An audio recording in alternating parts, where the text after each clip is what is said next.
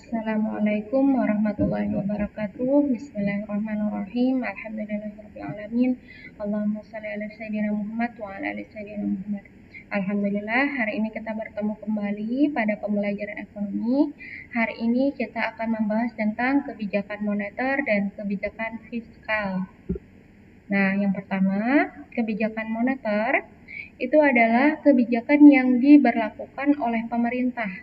Di sini yang dimaksud adalah Bank Sentral atau Bank Indonesia untuk mempertahankan, menambah atau mengurangi jumlah uang beredar dalam masyarakat.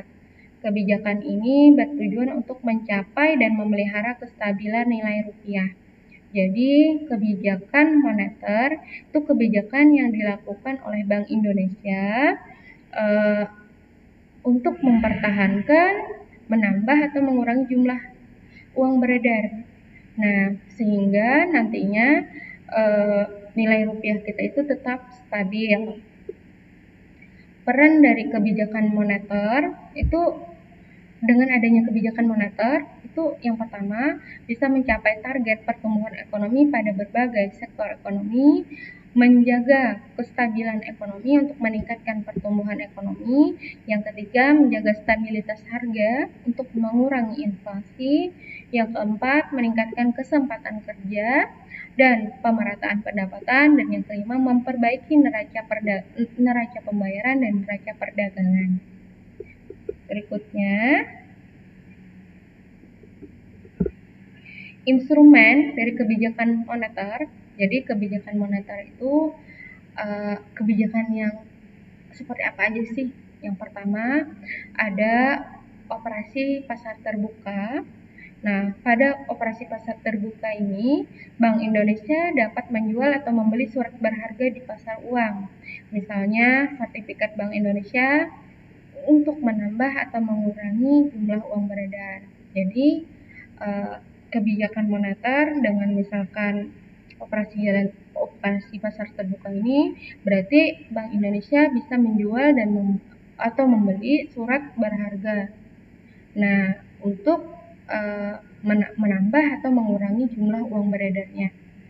Yang kedua, ada politik diskonto. Nah, pada politik diskonto itu Bank Indonesia dapat menaikkan atau menurunkan suku bunga. Ini yang paling sering terjadi untuk menambah atau mengurangi jumlah uang beredar. Nah, yang ketiga ada politik cadangan kas. Pada politik cadangan kas itu Bank Indonesia dapat menaikkan atau menurunkan cadangan kas minimum bank umum untuk menambah atau mengurangi jumlah uang beredar. Nah, kalau misalnya nih mau menambah jumlah uang beredar yang ada di masyarakat, berarti nanti kas minimumnya diturunkan. Nah, kalau mau mengurangi jumlah uang beredar, berarti nanti cadangan kas minimum yang ada di bank umum itu harus dinaikkan. Yang keempat, ada kebijakan kredit selektif. Nah, pada kebijakan kredit selektif itu, Bank Indonesia dapat menentukan syarat-syarat kredit yang ketat untuk mengontrol jumlah uang beredar yang ada pada masyarakat. Yang berikutnya, yang kelima, itu ada imbauan moral. Nah, pada instrumen ini, Bank Indonesia untuk mengendalikan jumlah uang beredar itu dengan mengarahkan atau mengimbau lembaga perbankan dan pihak masyarakat. Yang keenam, ada kebijakan devaluasi dan revaluasi.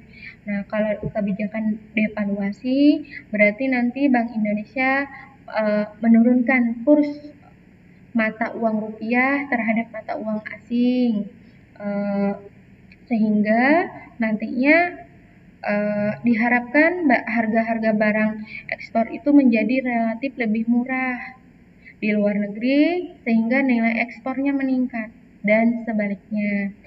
Kalau kebijakan revaluasi itu kebijakan Bank Indonesia menaikkan kurs mata uang rupiah terhadap mata uang asing.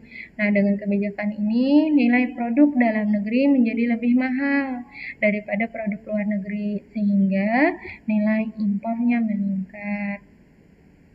Nah, Terus dampak dari kebijakan moneter itu untuk perekonomian kita, untuk mempertahankan kestabilan harga supaya tidak terjadi yang namanya inflasi.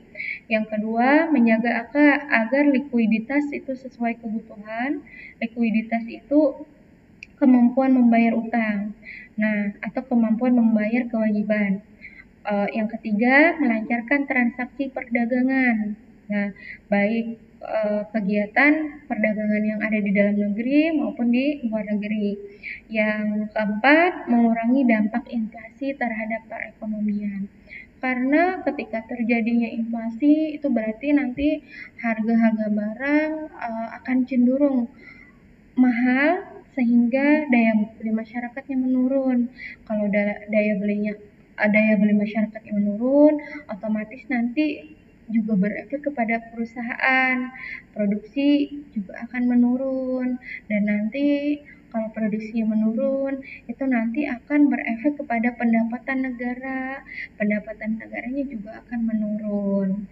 Nah, makanya pihak pemerintah itu sebisa mungkin untuk mengontrol hal tersebut agar kegiatan perekonomian yang ada di Indonesia itu selalu stabil. Nah, bisa tadi dengan melakukan kebijakan moneter. Kebijakan moneter ini dilakukan oleh pemerintah yaitu melalui Bank Indonesia. Nah, kalau kebijakan fiskal itu adalah tindakan pemerintah dalam bidang anggaran belanja negara untuk memengaruhi jalannya perekonomian.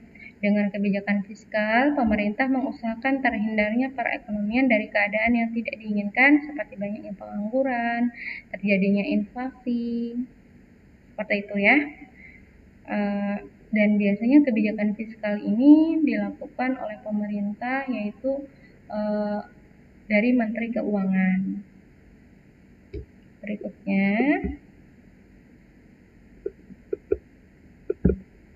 perbedaan kebijakan moneter dan kebijakan fiskal. Jika kebijakan moneter itu diberlakukan untuk mengatur jumlah uang beredar, tapi kalau kebijakan fiskal itu menekankan pada pengaturan pendapatan dan belanja pemerintah. Peran kebijakan fiskal meningkatkan PDB dan pertumbuhan ekonomi, memperluas kesempatan kerja dalam rangka mengatasi pengangguran dan kemiskinan, serta menciptakan pemerataan distribusi pendapatan. Nah, kalau instrumen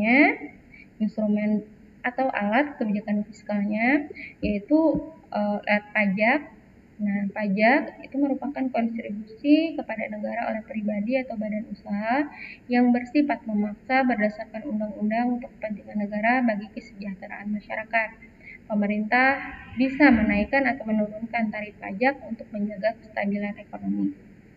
Nah, terus yang kedua ada belanja pemerintah. Kalau belanja pemerintah itu pemerintah bisa menambah atau mengurangi belanja pemerintah untuk menjaga kestabilan ekonomi.